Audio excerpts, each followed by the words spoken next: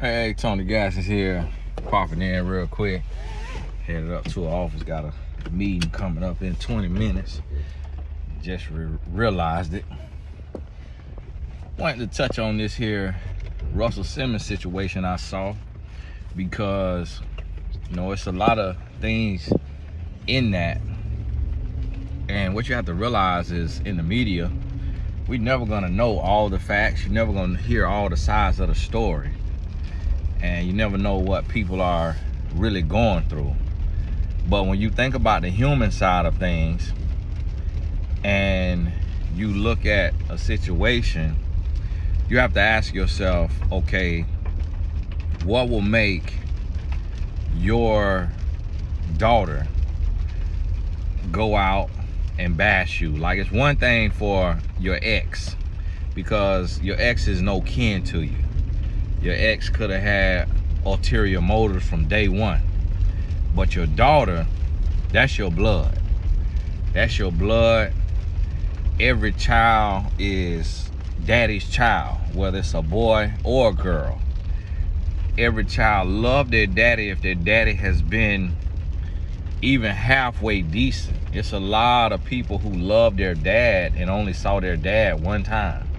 It's a lot of people who dad been locked up their whole life and they love their dad. It's a lot of people who see their dad on the weekends or in the summers or every other week, and they absolutely love their dad.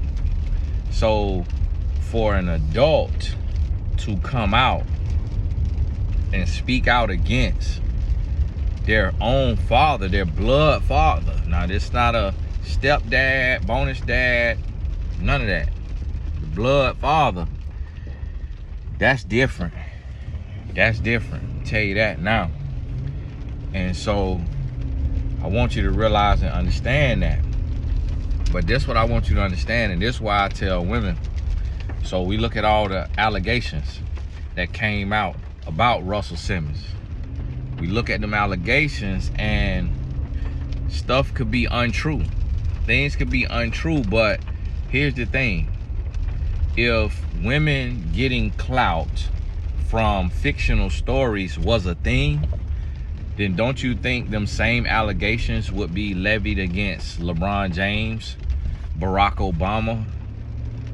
Even on smaller scales, people like myself, it would be a lot of women coming out. If it was a thing for women to just get clout, if I'm one of the top 5 or top 10 relationship coaches in the world, and I'm married and I'm doing all this talking, if it was a woman's trait to just chase clout, then don't you think there would be 3-4 women coming out saying, hey, I'm sleeping with Tony Gaskins. I'm sleeping with Tony Gaskins. We've been in an affair for 5 years, or he did this or he did that.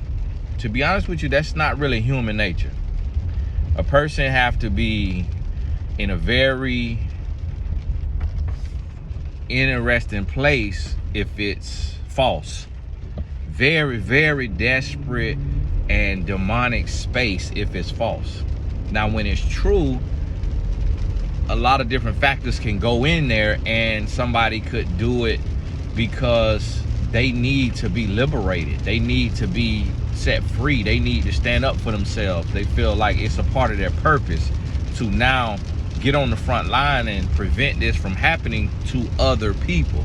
So when it's multiple accusations and the man has done nothing to the world, like Deshaun Watson, the NFL quarterback, Russell Simmons, Harvey Weinstein, R. Kelly, Bill Cosby, all of these individuals have multiple accusations. In cases like that, as a man, having dealt with countless women in different ways, I have to believe some of those accusations are real.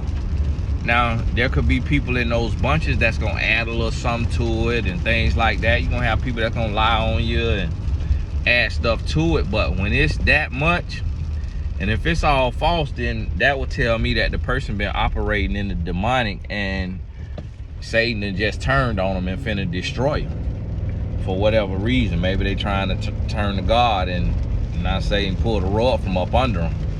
But if it's all false. But I say that to say you have to evaluate the character, because this is the thing. If a man will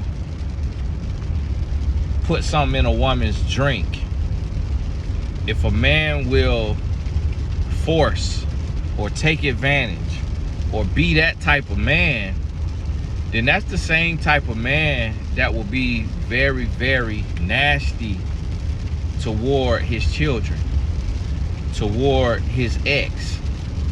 That's the very same type of man. And this is what I try to help women understand, is that's why you have to let a man's character be his currency.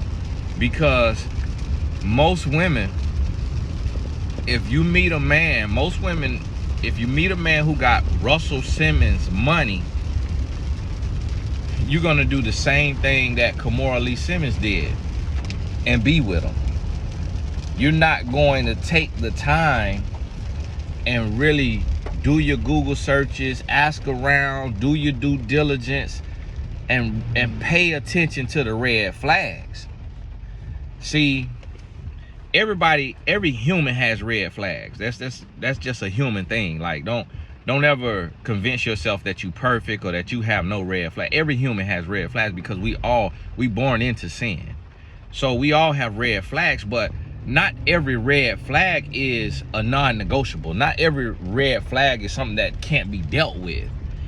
And that's just how I'm defining red flags. I'm not defining red flags as, like, insecurity could be a red flag, but that doesn't mean it can't be dealt with. You can't overcome it. You can't work through it. So that needs to be understood. But when a man has money, a lot of times them red flags are overlooked. So when all this stuff come out, you know, I watched a little bit of the daughter talking. She was trying to say, like, we were trying to protect you and defend you, but you saying this, you doing that, you doing all this and that. And then I think Kimora Lee come out and say that Russell threatened the lives, or maybe she meant livelihood of her children. And this right here, it goes hand in hand with those accusations when I'm looking at a man as a man. And that's why I try to tell men and women is you can't just be impressed with how people talking. You gotta look at the ancillary things. So a man could be talking sense, but if he's not married and he's over the age of 25, every decade he goes into, I'm squinting at him a little harder, because marriage represents a commitment. It represents being in submission to a covenant. It represents loyalty, honesty, trustworthiness, selflessness. So if a man is unwilling to get married,